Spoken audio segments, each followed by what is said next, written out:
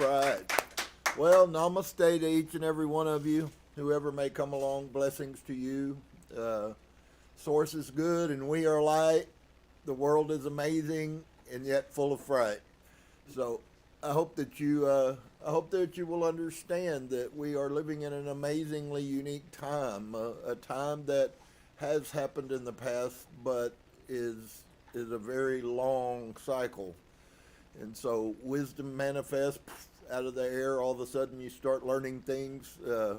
For some of you, you lived your whole life under the lie on a timeline that it was all about this fake Jesus and all of this stuff, and you never even had a consciousness that all of that you see is actually you and me. So when you begin to understand that one simple little thing, the world will open up for you. And so we're living in really an amazing time for us to choose to do that. If you haven't figured out, I'm totally like loving all that our Creator is doing. We are blessed. We are blessed. We are blessed. We are blessed. We are light. We are the head and not the tail. We are above and never beneath. Just because we're not living where we could doesn't mean that we're not that. And so if you can just allow yourself the beauty and the freedom and the peace of being able to even dare to believe that. And it seems like for me, with many people, it's almost too much for them to believe. It's like, okay, well, my world has been destroyed. All my holy cows have been shot. I don't have anything to fall back on, and the reality is that we have two paths we can go by. But in the long run, there's still time to change the road you're on. We do have an opportunity, friends. We can stay in the timeline, which many, for millions of years have told us is going to lead you. I'm going to give you a little insight that maybe you would not reckon. Yeshua is talking about what I teach you as the straight path, and the broad destruction is the road that tells you there's some other way than you. Think about the straight path. What is the straightest path to the heart of God? What if you realize simply looking inside, you don't have to go anywhere? You just simply need to look inside. That's the straight path. It goes, boom, straight to your heart. Okay? John Bon Jovi might have been inspired when he wrote the song Shot Through the Heart. That's it. We are to blame. We are to blame for awakening, or we are to blame for not awakening. It's our choice. And so for those of you who aren't full of life and love and recognize, does life is hard? Yes, of course. But that circumstances cannot dictate what we are, dear one. We absolutely cannot afford to let circumstances dictate who we are. I am light no matter if my world is in collapse. I'm still light. There's still hope. They're still wonderful. I have things that in the astral plane are going to benefit me if I die today. I'm not scared of what the Archon's bringing me back in again. I have the key that unlocks the kingdom. And so do you if you'll accept it.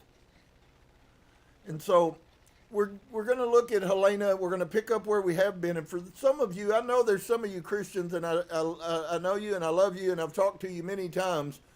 But you may still be struggling with this whole concept, because a lot of what we're seeing broaches the very things that they worked so hard to hide from us, which is the powers that we possess. And I know that for the most part, most of us haven't moved into them, but please listen, just because you haven't begun to experience them, just because you haven't learned how to control them, just because you haven't learned how to manifest them, does not in any similitude mean that you do not possess that power. It simply means that you have not grown enough yet to be able to do so. But you do possess those powers. I love the statement. I have those of you that have been with me, some of you for 30 years, from Christian Pentecostalism into Torahism, now into freedom. Okay? He that the Son sets free is free indeed. The kingdom of God is in you, and you are it. Hallelujah. That should make people dance in the aisles, and yet many people get depressed because it just took everything that they thought was how they were going to arrive at heaven, which is a non-destination. I'm sorrowful. I don't mean to be the bad guy to destroy your false reality, but on the other side, I love you too much not to. So, we're going to go. Sister Helena Blavatsky, I call her Mother Blavatsky. I feel as if I have a special significance with her. There's something that goes on inside of me when I look deep into her eyes. We have been so lied to, friends. In some studies I'm doing right now about Solomon, and we're going, when we get done on Saturdays, when we get done with the Nag Hammadi, which will be a while, but we're going into the Ethiopian Bible, and everything that the Nag Hammadi establishes, you're going to find that it existed in the Ethiopian Bible, which is the only known Bible. And when I say that, I don't mean book, I mean the Bible, the teachings, the only ones that the Catholic Church never got a hold of. And they teach you that Yeshua was totally mystical. Moses was a mystic. He was a shaman. He did what we would call witchcraft and magic. But you know what? Yeshua commanded you that you also behave the same.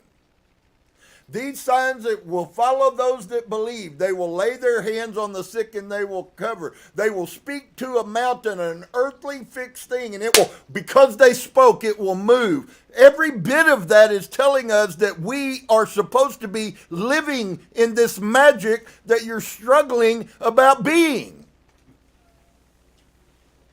I'm sorry, I'm passionate. I love you anyways, though. So, Helena is on this discourse, and she should be, because it is a little bit more, it is a little less condemned now, because there's been 100 years of truth that have come out. But still, I know in my heart that I still struggle with the things that I was taught in Christianity, and I suspect that every one of you who, like me, were good Christians. You did believe what we were taught the Bible says, and those things are cemented in your mind. It is difficult, but it is doable for you to allow yourself to open your mind, to expand your mind to the reality that we are more than what we think we are. And so if you're one of those who can even dare to do that for a minute, then you're already on the path back to remembering you just have to continue the journey. It is a long journey, not always an easy journey, but my goodness, as you go, the things that you see and experience, the things that are waiting that we're fixing to go into, that we're going to watch manifest, you're going to watch some things that you absolutely, if you don't know what I'm talking about, you'll look at them and see them as totally something different.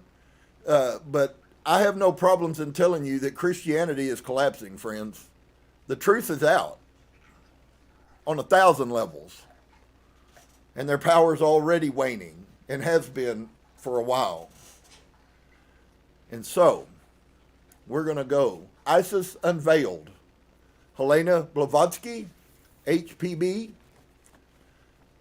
And she's going to show us how science has been trying to manipulate people away from the very knowledge that Yeshua came to give us.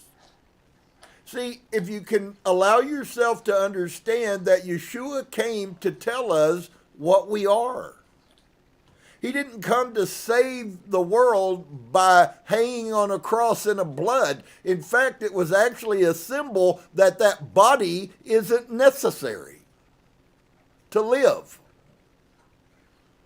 It's all right there. You just, now that I've given you a new paradigm, it'll be up to you to choose whether you open your eyes and see it or whether you stay blind and deny it. But it doesn't change that it's the truth. You thinking I don't know what I'm talking about doesn't make me any wrong. Simply means that you're not aware of the truth. So, we left off And she was talking about Professor Faraday. For any of you that know, Professor Faraday was a very brilliant scientist. I don't know at the level maybe of Tesla, but probably very close to Tesla. Tesla was the other version. Tesla was a mystic. He knew about the power that exists in the universe just like we do. That's why he created all of the electrical devices he did, because everything is energy. And he understood energy, and he learned what energy was, and he embraced energy. And there are technologies that they hid from you that right now there should be no reason for you to not have enough electricity for free for every household that Source created and gave to this earth unit. And yet they couldn't let that happen because of the amount of money that they could rob from something that Source gave us. I'm just telling you, if you haven't been with me long, or even if you have and you're still struggling in your heart, I know, that the left wingers want to tell you that conspiracy theories, but I'm talking about reality. It's not a theory, it's a fact that they have been enslaving us. AI is coming to you, dear one, as another archon tool to enslave you and cause you to lose your divinity in total. Listen at that.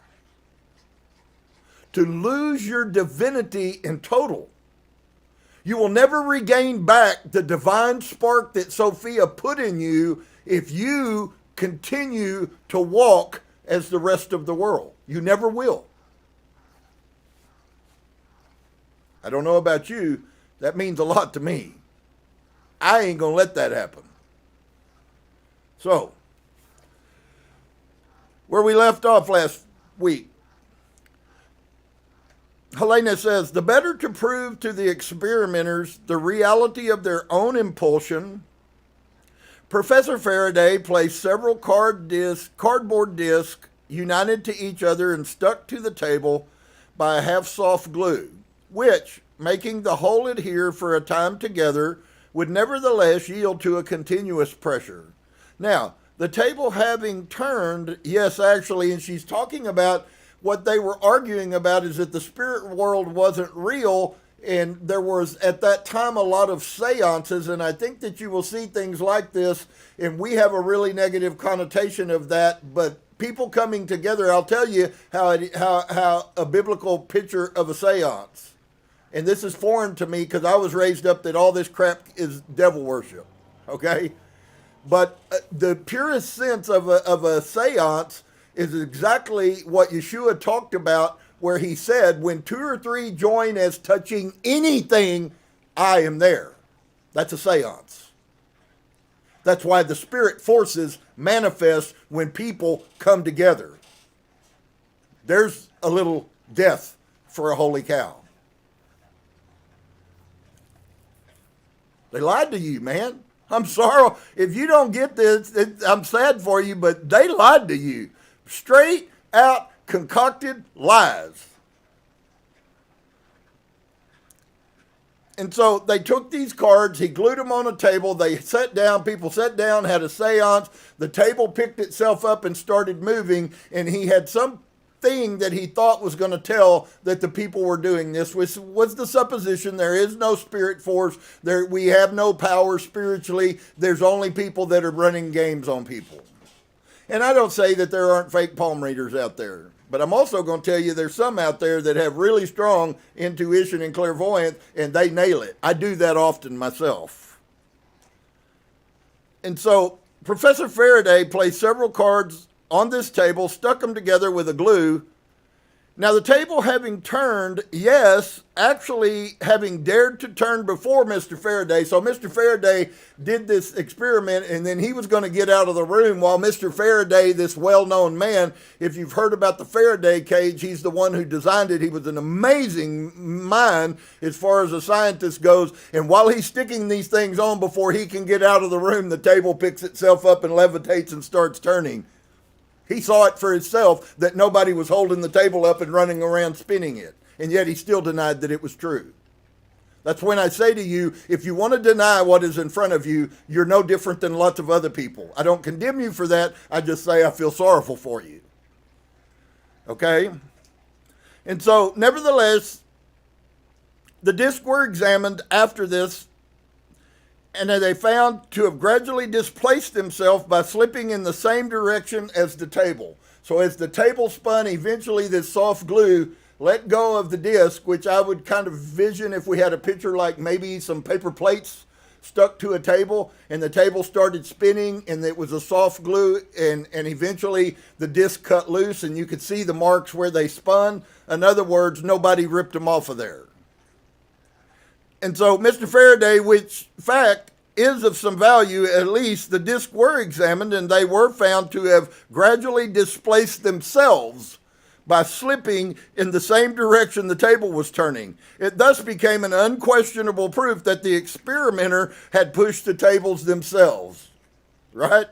Another of so-called scientific tests, so useful in the phenomenon alleged to be either spiritual or psychical, consisted of a small instrument which immediately warned the witnesses of the slightest personal impulse on their part, or rather, according to Mr. Faraday's own expression, it warned them when they changed from the passive to the active state. This needle which betrayed the active motion proved but one thing: the action of a force which either emanated from, listen to this, from the sitters or controlled them. And who has ever heard that there is no such force? Everyone admits so much. Whether this force passes through the operator, as it is generally shown, or acts independently of him, as it is so often the case. Okay? We saw things go through. I have seen things come through me when I touched someone and they were healed, or I touched someone and you could feel virtue. That is one where the spirit force comes through you. Then there's the other version where the spirit force acts independently of you. And both of those are very real phenomena, and both of those have gone on in sects of the Christian church. Because humans are spirit. Wow.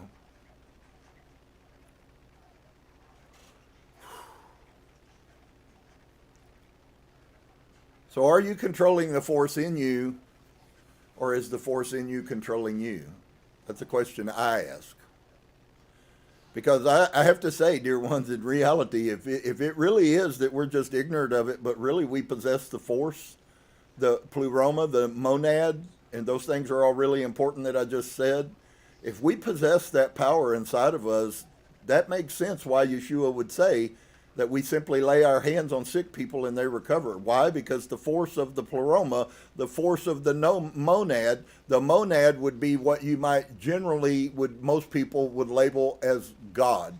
Now, I'm sharing truths with y'all that most ignorant Christians have no clue of, so nobody's going to understand, even if you tell somebody this. If they haven't cared enough to find out about who they truly are, how can they have a conversation with you? They still think that God sits up on a throne and he has this huge robe which fills the heavens, and you're going to go to heaven when you die because Jesus died for you. I mean, my God, there's nothing they can do to help you. So,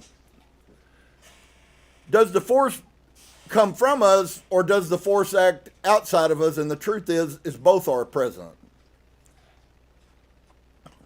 The whole mystery consisted in the proportion of the force employed by the operators, who pushed because they were forced to push, with certain effects of rotation, or rather of a really marvelous race.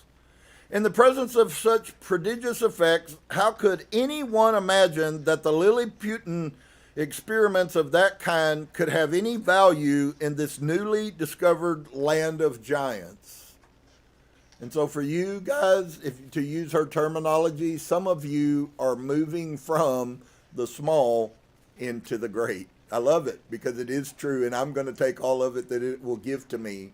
Shalimon knew how powerful these spirit forces were, and we were told that Shalimon was a horrible guy, and he he sacrificed to these things, and because of that we should shun him, although he was the wisest man that ever lived. If he was the wisest man that ever lived, has it ever occurred to you that maybe he was telling us that the BS we're being spoon-fed through Christianity is a lie? Yes, in historical facts, that's what he's telling you. It's not true. The spirit force, the spirit world that lives all around you, you have no knowledge of, is real. And some people will access that more so as we go forward. And so, Professor Agassiz, who occupied in America nearly the same eminent position as a scientist which Mr. Faraday did in England, acted with a still greater unfairness. Professor J.R. Buchanan, the distinguished anthropologist who has treated spiritualism in the same respect more scientifically than anybody else in America, speaks of Agassiz in a recent article with a very just indignation. He says, for all other men, Professor Agassiz ought to believe in the phenomena to which he had been a subject himself. But now that both Faraday and Agassiz are themselves disembodied, we can do better by questioning the living than the dead. Thus, a force whose secret powers were thoroughly familiar to the ancient theurgist is denied by modern skeptics. So ask yourself this, and so please, I hope that you really will listen with your heart. If Moses was doing supernatural and mighty works, where did he learn it from? He was brought up by the greatest class of mystics of the era that we have written knowledge of. Now, we know that there have been eras that exist literally hundreds of thousands of years prior to Egypt. Egypt is actually new on the world scheme, and yet it's twice as old as Christianity is. And so, where did Moses learn this? He learned it from the mystic priest that he grew up under in Egypt. None of the words that you get of what Moses says in the Bible, most of them are not true. That's why when we went through our spell, those of you that have been with me, and we saw about the Moses scroll, you notice there is nothing in the Moses scroll why? Because it's not real. You don't have to possess all of that stuff to be okay.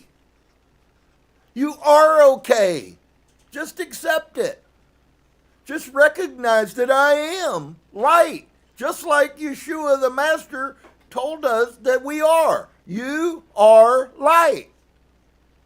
No, if you get saved. No, if I die. No, if you take a bath in my blood, which was would have been forbidden by the ancient Jews. None of that. It's not necessary. All that's necessary is for you to recognize that you are divine. That's all. Now, walking that out and coming into the experientiality of it requires learning. But the base piece, the base seed for you to begin growing is simply to recognize inside of yourself that I've been lied to and there is more to me, and Yeshua is right. I do agree with the Master. I am light. Light is in me. I am the holder and possessor of the kingdom of Source. And when you accept those two things I just showed to you, friends, you opened the door for massive change. That's not the end it all. That's just coming to the road. So now what it is it's shifting timelines and dimensions. From the dimension that you're in called created reality by Christianity, which is created reality by the archons, to the created reality of monad, who you would call God. It was created and it is reality. And so these two guys were dead, and they saw it firsthand and still didn't believe it. And so, thus, a force whose secret powers were thoroughly familiar to the ancient theologians, and there is no question, friend. I wish, and I know many people don't, and I don't understand necessarily why, other than you've been programmed and you're not strong enough to come out from under the programming. But the Bible tells us over and over again that we are to dig the ancient wells. I don't know about you, but God spoke to me 30 years ago, and that scripture that Abraham said was one of the greatest guides that I've ever possessed, when Abraham tells us that we must redig the ancient paths. That is a sign to the world and everyone who will ever exist from him until the end or whatever is. That is a direction for you to know so that you can go with your life. What's really starting to happen for me is all of these words I studied under Christian context, now that reality is coming, I'm starting to see what they were really saying, and it's really very clear. They have been telling us through the whole Bible that this is not the path, that the path is here. And they did a good job about covering it up so that uninformed minds would never find the truth. So, thus, a force whose secret powers were thoroughly familiar to the ancient theologians is denied by modern skeptics. I'm going to ask you a question. Are you one of those?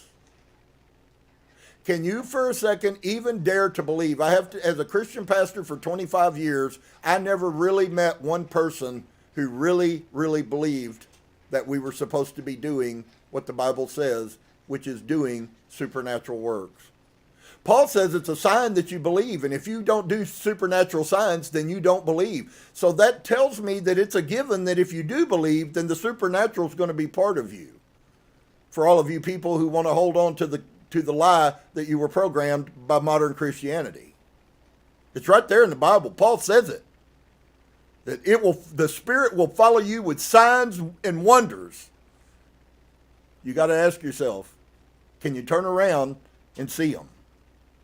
They're not in your front, they're behind you. If you don't find any, that's not a shame and it's not a destruction, and neither do I have any desire to do so. I am here to help you awaken to the reality that we have been duped and we have been lied to. Because I promise you, if you will begin to look for the things that are real, the universe will never fail you. Is it slow? Yes. Does it happen always like you want it? Almost never. But it will happen nonetheless. And so, the antediluvian children who perhaps played with it, this force, this energy that is us, using it as the boys in Bulwer Lytton's Coming Race, used a tremendous vril, called it the Water of Tha. Their descendants named it the Anima Mundi and the Soul of the Universe, and still later the medieval Hermetists called it the Sidereal Light, or the Milk of the Celestial Virgin, and the Magnus, and many other names. But our modern learned men will neither accept nor recognize it under such appellations, for it pertains to magic, and magic is in their conception a disgraceful superstition. Why? Because that's what they wanted you to believe. If you want to keep people away from something, tell them it's bad. That's all you have to do. The smart ones will run from it, and the ones that aren't so smart will inevitably find their way to it. I guess I'm not that smart. Apollonius and Iamblichus held that it was not in the knowledge of the things without, but in the perfection of the soul within that lies the empire of man. Now, what did they just say? They both believed exactly what Yeshua told them, and I guarantee you they knew Yeshua's true writings. And Yeshua told us very clearly that you are light, not an option, You already are. No salvation necessary. You already are. No praying to get forgiven. You already are. Yeshua told us that. So none of the doctrines of Christianity stand up to the teachings of Yeshua at all. He said you already are this thing. When are you going to believe that? That's what Paul's talking about when he said these signs will follow those that believe. Believe what, Paul? Believe that Christianity's the truth? Believe that the Bible's interpreted the way they interpret it? Or is it really believe that I am divine? And of course, that's what Paul was saying. That's why notable scholars will tell you that Paul seems awfully cosmic and his words don't really line up with Christianity at all. And that's true. Of course, most people, even that have been in Christianity their whole life, don't have a freaking clue about what Christianity even is because they don't study anything. They go to church, get told how saved they are if they put their money in the offering plate, and they go home. While people telling the truth starve to death. But that's the way it's always been. And so, thus they arrived at a perfect cognizance of their godlike souls. Could you dare to believe that of yourself? For some of you, it would feel sacrilegious to look in the mirror at yourself and go, you know, the kingdom is in me. The kingdom is in me. The kingdom is in me. For many of you, you couldn't even do it. For many of you, you would do it, but you would have a conscience, which would mean you don't believe it. Because I promise you, once you learn what the truth is and you believe it, you won't have a consciousness when people tell you that you're going to hell or you're the devil's child or blah, blah, blah, blah. None of it matters. None of that means anything. And so, thus they arrived at a perfect cognizance of their godlike souls. That's all. That is the awakening. That is the remembering. And I hate to tell you, dear one, most don't, but there have been people that have been remembering who they were since Yeshua was on this earth. Just because you weren't one that cared to go find out what history told us. Just maybe God didn't want you to. I don't know the answer to all of those questions. But I do know that the truth has never changed. Truth is eternal. And Yeshua said, those of you that find the truth will be free. Right now, if you don't know the truth, you're still under the bondage of religion. That's what he was talking about. If you don't know it, I'm sorrowful for you, but that's the truth. Truth sets you free. Free to be this amazing thing that I am that has not anything to do with this person that has a voice and eyes and a mustache and a beard that's sitting in front of you. This is not me. And neither is it you. So, that they have arrived to their godlike souls and the power of which they used with all the wisdom, outgrowth, and esoteric study of the Hermetic lore, inherited by them from their forefathers, but our philosophers tightly shutting themselves up in their shells of flesh, in other words, remaining to view themselves as a human instead of beginning to view themselves as a spirit force, which you are. And that's why I tell people now all the time, many of you might not hear it, but I tell people all the time, you can look at me all you want to, but I'm not who you see. For them, there is no future life. There are no godlike dreams. They scorned them as unscientific. For them, the men of old are but ignorant ancestors. Do you understand that they are finding that 20,000 years ago they had more and greater technology than we do today, and they did things that we can't still do today? At one point in the world, there was electrical grids that covered this earth. The same thing that Nikola Tesla uncovered has already existed 20 and 30,000 years ago, and yet you've been told that the world is 5,000 years old, and you believed it. So, for them there is no future life. There are no godlike dreams. Some of you have had dreams that the universe is trying to help you and strengthen you, and you couldn't even make sense out of them, and you just blew them off and forgot them. I must have ate too much pizza. They scorn them as being unscientific. For them, the men of old are but ignorant ancestors, as they express it. And whenever they meet during their physiological researches with an author who believes that this mysterious yearning after spiritual knowledge is inherent in every human being. See, nobody was diminished.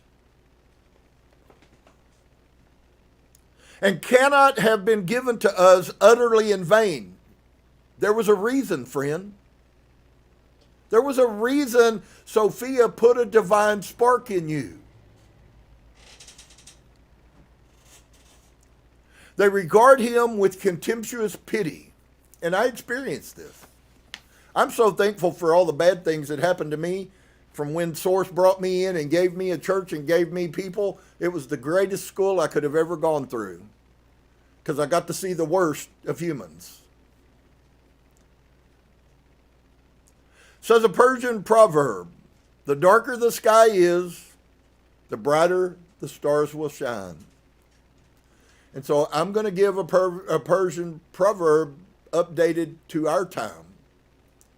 The worse that our society implodes, and it is imploding, the greater opportunity you have to be marvelously bright. You. Marvelously bright.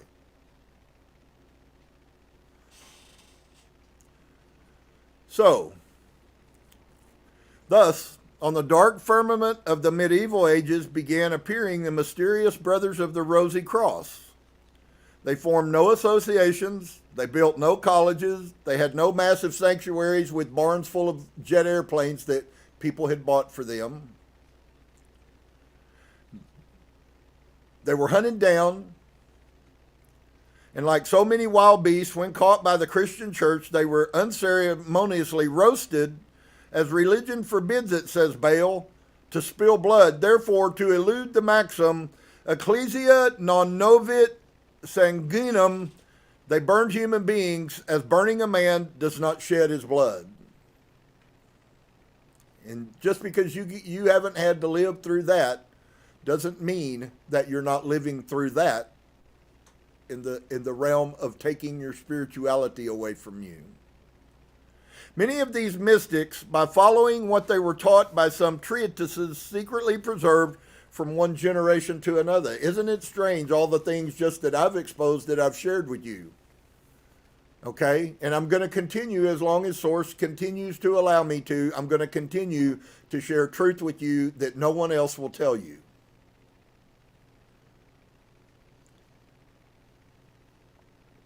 Passed from one generation to another. Achieved discoveries which would not be despised even in our modern day of exact sciences. Roger Bacon, the friar, was laughed at as a quack and is now generally numbered amongst pretenders to magic art.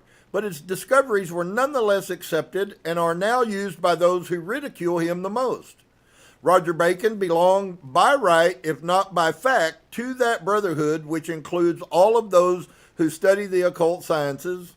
Living in the 13th century, almost a contemporary thereof, Albertus Magnus and Thomas Aquinas, his discoveries such as gunpowder and optical glasses and his mechanical achievements were considered by everyone as so many miracles.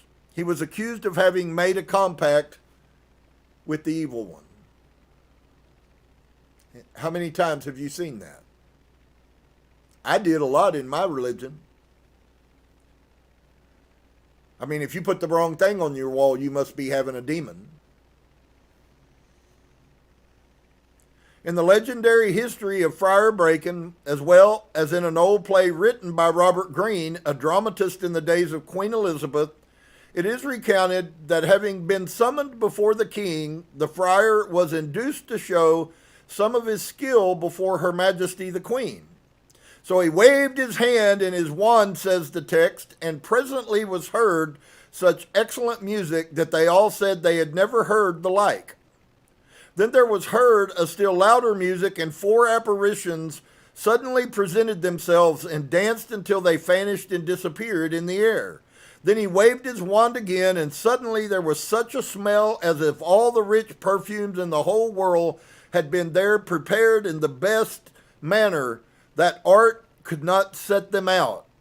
Then Roger Bacon, having promised a gentleman to show him his sweetheart, he pulled a hanging in the king's apartment aside, and everyone in the room saw a kitchen maid with a basting ladle in her hand.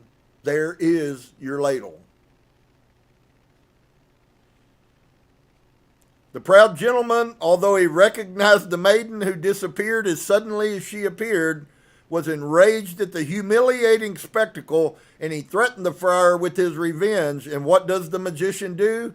He simply answers, "Threaten not, lest I do you more shame. And do you take heed how it gives scholars the lie again?" As a commentary on this, the modern historian remarks, this may be taken as a sort of exemplification of the class of exhibitions which were probably the result of a superior knowledge of natural science. In other words, if you want to sum it up, friends, why aren't we all doing it? Why aren't we all functioning as Shalimah did?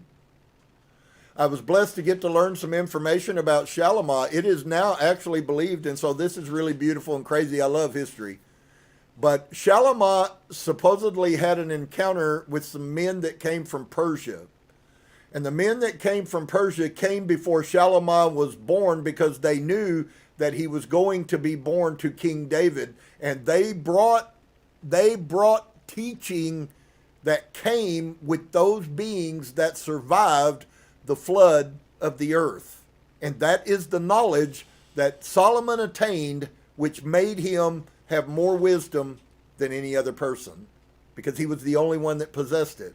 Now, the cool side of this is there is a chamber that is in much dispute way the heck under the Temple Mount, and there is a sealed thing they believe in there, and they wondered why it was that Shalimah would have built a simple little thing like 70, 80, 90 foot under the temple. They say that at times, and the men who have been excavating the underside of the temple in Jerusalem for quite some time often remark that they feel a pulsing and a humming coming out of the ground. When I tell you that is the frequency of the universe, my friends, I'm not feeding you full of a bunch of crap. You do yourself disharm if you do not align yourself. Source told me a few months ago, alignment is everything. As I continue, he continues to reveal to me the truth. This is greater than you guys think. Some of you are going to be lost. I know that. There's nothing I can do to that. But some of you are not going to be. And it's up to you to decide.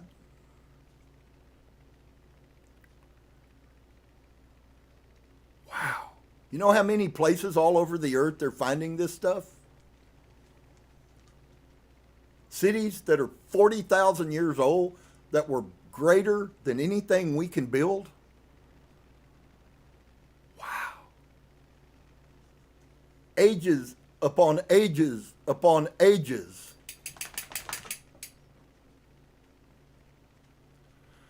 And so, then Roger Bacon, having promised a gentleman to show him his sweetheart, he pulled a hanging aside, and it was a kitchen maid. We've been watching Highlander, and this really resonates with many of the things that we watch in that TV show about kings and lairds and the women that they loved. So, what does the magician do? He simply answers, "Do not threaten me." Because no matter who you are, there is more that can be exposed. I don't know, Bashar, who I've had some connections with some of his channelings, he said something, and I think it's probably appropriate for me to share it. This isn't coming from me. This was wisdom given to me by somebody else but certainly I believe it came from the universe. And he said, because of what's coming and because of what's going on in the spirit realm, every one of you better start getting rid of those hidden things that you have in your life, because we're fixing to move into a place where spirit is about to expose. Now, that might mean that the spirit is coming to expose, but I would rather tell you the truth.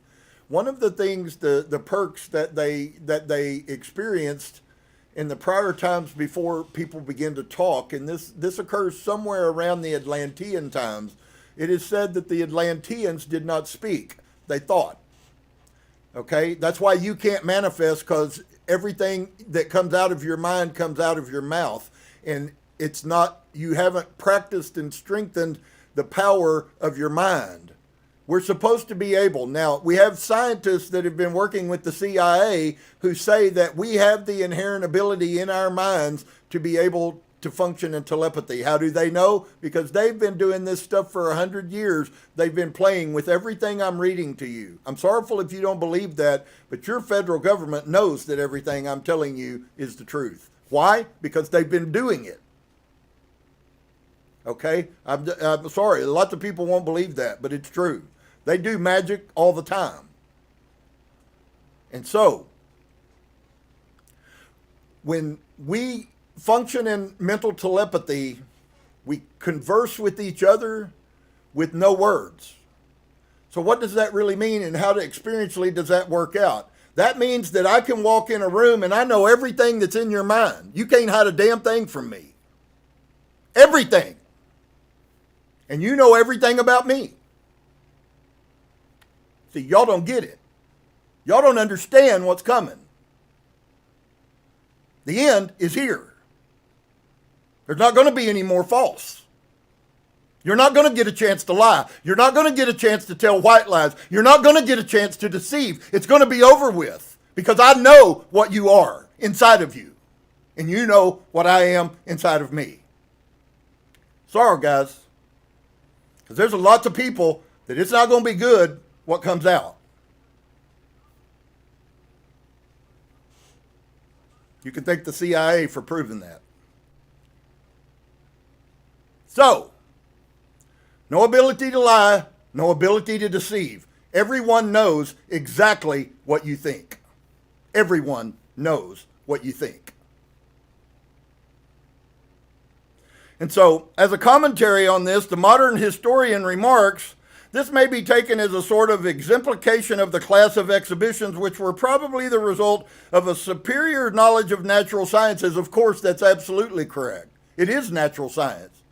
It's not magic, it's natural. It's what we were created to be doing. These signs will follow those that believe. How did he know that? Because it's natural for us to be doing those signs. Where we live now is not our natural state. It is not reality. This is a delusion. And you think it's real. And so, no one ever doubted that it was the result of precisely such a knowledge. And the hermetists, magicians, astrologers, and alchemists never claimed anything else. For some of you that have heard about the Philosopher's Stone, I want to tell you what nobody is telling people, but everyone that is in the mysticism movement knows exactly what it means. When the alchemists talk about that they're trying to turn lead into gold, they never did mean turning lead into gold. They always have been talking about is turning your physical self into the gold, the light that you are. It was always about self-remembering and enlightenment. That's what the alchemists were looking for. That's what they're still looking for. That's what I'm looking for, is how do I become what I already am? The Philosopher's Stone. And so, it was certainly not their fault that the ignorant masses, under the influence of an unscrupulous and fanatical clergy, should have attributed all such works to the agency of the devil. And then please stop for just a second right there and ask yourself a question for me, if you would, please. Is that the position that you lived in? That the only way you can explain what you can't explain is to attribute it to the devil? And the answer for most people that'll be honest is yes. That is what I was taught. I know it was what I was taught. Although it was okay if you could put your hands on somebody and pray and they got healed, which is nothing but magic. So, it was certainly not their fault that the ignorant masses, under the influence of an unscrupulous and fanatical clergy, God, that's a mouthful, should have attributed all such works to the agency of the devil. In view of the atrocious tortures provided by the Inquisition for all suspected of either black or white magic, it is not strange that these philosophers neither boasted nor even acknowledged the fact of such an intercourse, which is why this is esoteric, which is why they have secret societies, because you can't afford, in times past, to be vocal and to be out, if you would, to use the term that they like to use about their sexuality. On the contrary, their own writings proved that they held that magic is no more than the application of natural active causes to passive things or subjects, by means thereof many tremendously surprising but yet natural effects are produced. She's absolutely 100% correct on every word that I have read you. I used to say at my church one day, it's so cool, I love how Source has been bringing me on for 30 years, but I used to say at the church, I can't wait for the day when the supernatural simply becomes natural. I used to say that all the time. Y'all don't understand. Most of you don't know me. The ones that do know, some know my story and my lineage. I've seen the supernatural function, and you know what? It wasn't any more work for me to do the supernatural than it was. I just had to be in the right place in my mind. I look back at the little girl who got up after being brain dead for 5 days. You didn't hear about that in no book. Doesn't change that it happened. We were created for things that our minds can't even conceive, dear ones. And it's only when your mind begins to conceive that you even have an opportunity to move into those things. So, the phenomena of the mystic odors and music exhibited by Roger Bacon, I'm going to show you where this also comes up in the Bible. Some of you have probably heard the term, and you've heard Christian preachers talk about the sweet rose of Sharon. And they tie it into being a man, in other words, the essence of Yeshua. But it's not that. When the Spirit was functioning, oftentimes you smell savors. That's why the nose and the nostrils are so sensitive. That's why there are people who go, oh, I don't like the smell of that. Don't burn that around me. And yet they do nothing but do their self-harm. There's infinite power and protection for us through everything that comes out of nature. Many, many things that you guys don't have any clue of that have been in our world, or that you've heard people say things. Knock on wood is actually a call to spirit forces out of the inside of trees, whether you know it or not. People functioned in this thousands of years ago. And so, they have been often observed in our time. To say nothing of our personal experience, we are informed by English correspondents of the Theosophical Society that they have heard strains of the most ravishing music coming from no visible instrument, and inhaled a succession of delightful odors produced, as they believed, by spirit agency. And I'm going to hang right there. When you hear those things talked about, the rose of Sharon, the sweet rose of Sharon, there's been many times I've smelt savors since, and I'm like, where's that coming from? And oftentimes I can't find it. I have to be honest with you, I don't have until today the revelation of that, and I will certainly value it differently now. It's just like when I walk and I find a place and it moves me spiritually, I try now to stop in it and lift my hands, because there's a power portal that's functioning. I have one in my kitchen. I constantly stand in that place. Nobody knows it. You're the first people that have ever heard me say this. But I stand in my kitchen sometimes when I feel the portal open, and I lift my hands, and it's like every hair on my body stands up. and there is spirit coming from the heavenlies. It's not about this house. It's about the place on the earth that we are.